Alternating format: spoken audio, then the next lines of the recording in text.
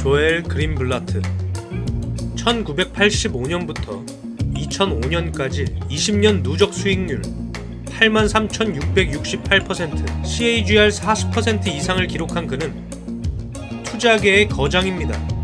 가치 투자자이며 컬럼비아 대학교 경영대학원 겸임교수인 그는 파트너 로버트 골드스타인과 함께 미국 사모투자 파트너십인 고담캐피탈을 설립했습니다. 펜실베니아 대학교 와튼스쿨을 졸업한 그는 어떤 주식을 매수할지 결정하는 마법의 공식이라는 투자 전략을 소개했습니다. 그의 투자법은 수학적 통계적 기법을 활용해 종목을 발굴하는 것으로 많은 투자자들에게 퀀트 투자에 대한 관심을 갖게 만들었습니다. 조엘 그린블라트는 이렇게 말합니다. 나도 워렌 버핏 형님과 마찬가지로 대다수의 사람들이 인덱스 펀드를 해야 한다고 말합니다. 하지만 우리 둘은 인덱스 펀드를 사지 않습니다. 왜일까요? 잘 생각해 보시기 바랍니다. 사람들이 시장보다 나은 성과를 내지 못하는 이유는 행동상의 문제도 있고 증권사의 문제도 있겠지만 기회가 없어서 생기는 문제는 아닐 겁니다. 시장은 우리에게 늘 공을 던집니다. CAGR 40% 이상을 기록한 조엘 그린블라트, 그의 이야기를 들어보도록 하겠습니다. 알파 컨덕터 채널 구독과 좋아요, 알림 설정하시면 최신 영상을 가장 빠르게 시청하실 수 있습니다. So even Warren Buffett says the vast majority of people should index, and I agree with him. So are there any questions, or do I have any time? Then again, I have time. So then again, Warren Buffett doesn't index, and neither do I. So I thought I'd tell you why. And then maybe you'll have some more information to decide for yourself what makes sense for you. And in a sense, it shouldn't be that hard. I had a friend who's an orthopedic surgeon and is in charge of a group of orthopedic surgeons, and he asked me to speak to them at a dinner about the stock market.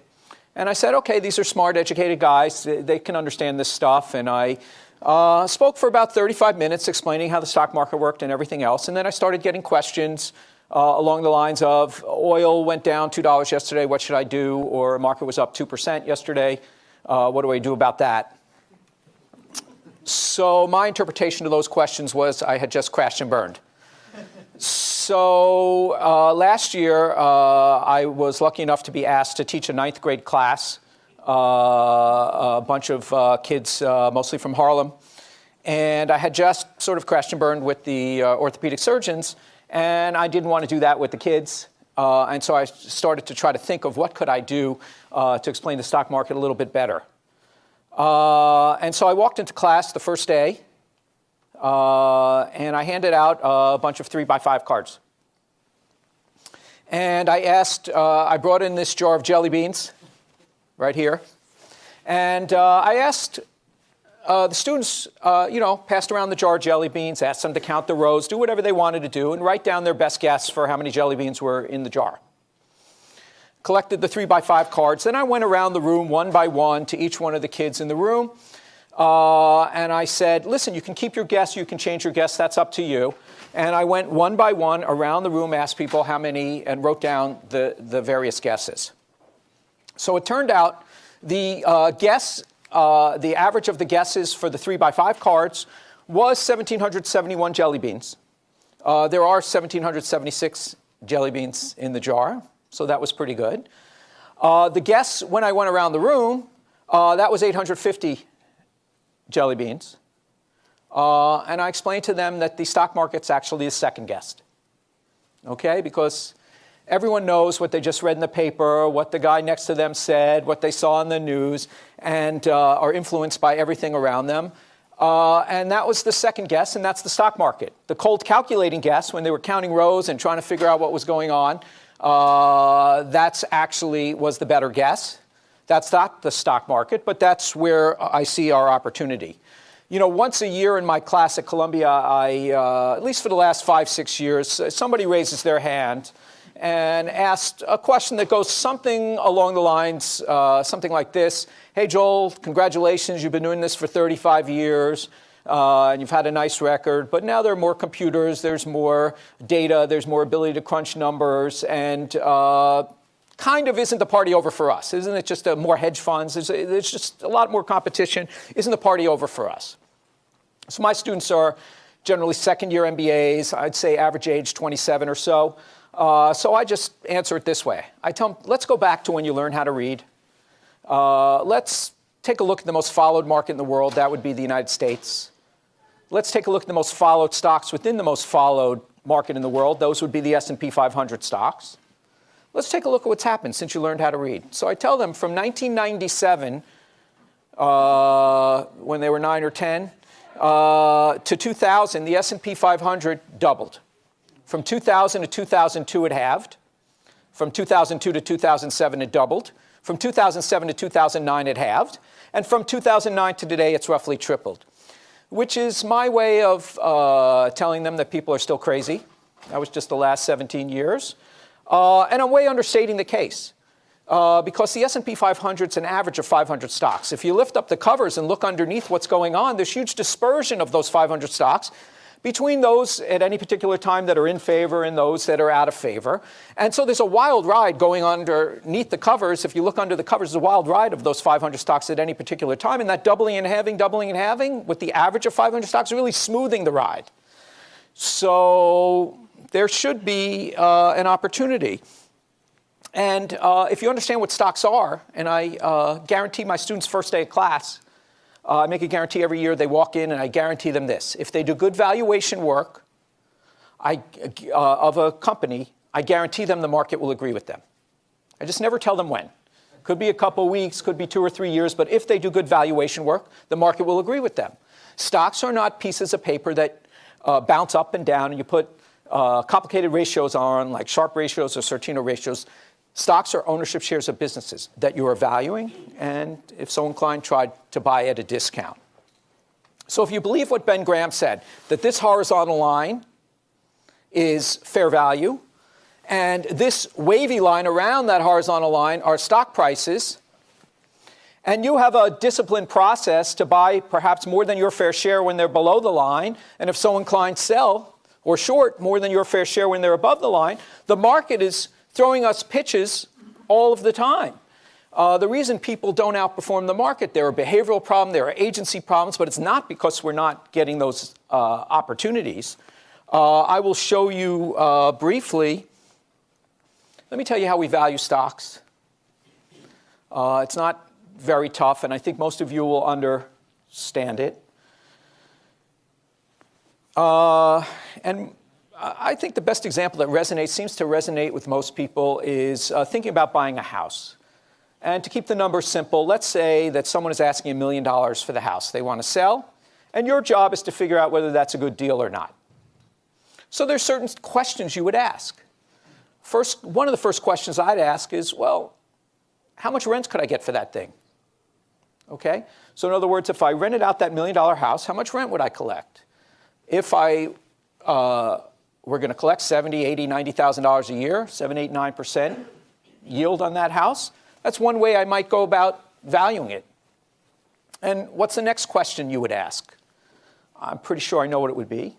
What are the other houses on the block going for, in the block next door, in the town next door? How does this compare? How relatively cheap is this relative to all my current choices? So that's what we do. We look at how relatively cheap is this business relative to other similar businesses, relative to a whole universe of choices that I have. We do that. We also go back in history, look at how this company or this house has traditionally been valued versus other ones in the neighborhood or versus other communities, and how is it being valued now. So measures of absolute and relative value, absolutely cheap, on a rental basis, absolutely cheap or relatively cheap on all different kinds of measures that make sense to you. Now, we wouldn't use any of these measures all by themselves. If you just use relative cheapness, if some of you remember the internet bubble and you bought the cheapest internet stock, that wasn't cheap. It was just cheap relative to all the other crazy priced stocks at the time. But we use our measures of absolute and relative values, checks and balances against each other to try to zero in on fair value. So when you do this, just want to show you a simple chart. This is actually a study we did of our valuation methodology, very similar to the way I just said we value a house. This is how we looked at the 2,000 largest companies in the US over a 20-year period. This was 1992 to 2012. And we ranked them on a daily basis from 1 to 2,000 based on their discount to our assessment of value using these metrics. The x-axis here, you probably can't see it, is just the valuation percentile. All this means is if you were in the bottom left-hand corner and you were in the first percentile, you're the 20 companies at any particular time out of those 2,000 that measured cheapest according to our measures of absolute and relative value. Go to the 99th percentile, you would be the 20 companies that measure most expensive out of those 2,000. The y-axis is the year forward return on average during those 20 years. What this chart simply says is, on average, stocks that fell in our first percentile, the cheapest 20, averaged a one-year forward return during those 20 years of 38%. Stocks that ranked in our second percentile averaged a one-year forward return of about 37%. And then we drop down to this best fit line, which we always say we don't mind missing when we're making extra money. And then as we measure something more expensive, the year forward return drops. And if you were sitting in my class at Columbia, and I said, hey, does anyone see a long-short strategy you might pursue if you could predict ahead of time which stocks would do best, second best, third best in order? And you did not say, I guess I'd buy these guys up here in the upper left-hand corner and short these guys in the bottom right-hand corner. If you didn't say that, I'd probably throw you out of class because it's very straightforward. That's what you should do. And by the way, that's what we do. The important thing to understand is that stocks are ownership shares of businesses, okay? Now, by the way, that beautiful chart I showed you with the 90% fit, you know, why doesn't everyone do this?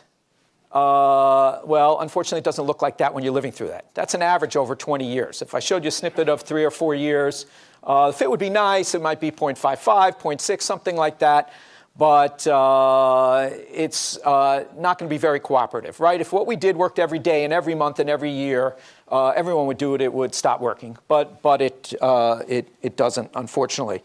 But the reason that we stick to what we're doing even when it's not working is that chart. Meaning the way we value companies, our measures of absolute and relative value, are approximately how the market values them over time. If we were, for instance, momentum investors, okay, and I will tell you that for those of you who know what that means, momentum has been studied across the globe over the last 30, 40 years. In the US, it's worked pretty much everywhere. Not all the time, but on average, it's worked very well over 30, 40 years. And not just in this country. But here's the problem. What if it didn't work over the next 2 or 3 years?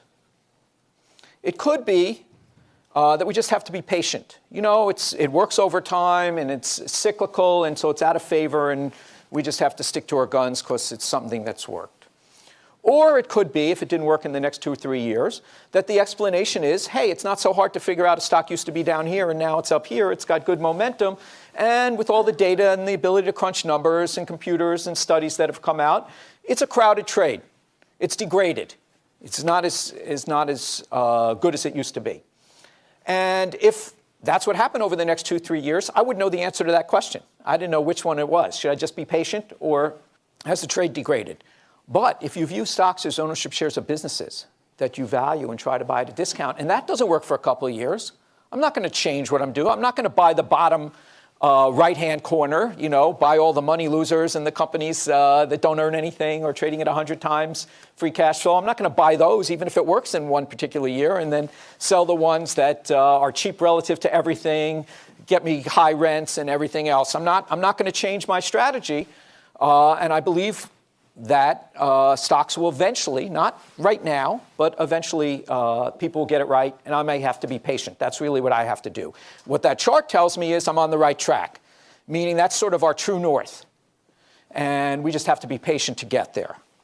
조엘 그린블라트는 절대적 상대적 가치 평가를 통해 도출한 기업 가치가 시간이 지남에 따라 시장이 기업을 평가하는 방식과 대략적으로 일치하게 된다고 20년간 미국 2000개 라지캡 기업의 통계 차트를 통해 말합니다. 이 말은 밸류에이션, 즉 가치평가는 명확한 가격을 맞추는 게임이 아니라 시간이 지남에 따라 평가된 내재 가치와 주가가 비슷한 범위 내로 수렴하게 될 확률이 높다는 뜻이겠죠. 조엘 그린블라트의 주식시장을 이기는 작은 책을 통해 소개된 마법 공식을 활용하여 종목을 스크리닝해보는 것도 투자에 큰 도움이 되리라 생각합니다. 다음 시간에 더 유익한 내용으로 찾아뵙겠습니다. 금융시장 초과수익 지휘자 알파 컨덕터였습니다.